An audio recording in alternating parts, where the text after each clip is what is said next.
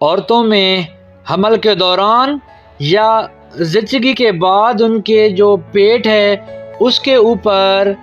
Stretch mark, जिसको हम लकीरें या निशानात कहते हैं, वो पड़ना शुरू हो जाती हैं, जिसकी वजह से औरतें काफ़ी परेशान हो जाती हैं। मैं उनको ये करीम एडवाइस करूँगा कि हमल के दौरान और हमल के बाद, क्योंकि पेट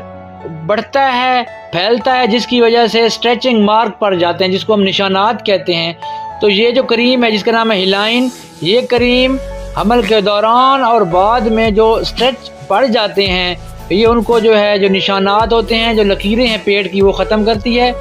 और बिल्कुल आपकी जो स्किन है वो साफ़ सुथरी हो जाती है, कोई लाइनिंग नहीं होती, कोई स्ट्रेच मार्क नहीं होता। ये अपनाएं और इंशाल्लाह आप देखेंगे कि आपके जो पेट के ऊपर जो स्ट्रेच हैं वो ख़त्म हो जाएंगे, आपकी स्किन बिल्कुल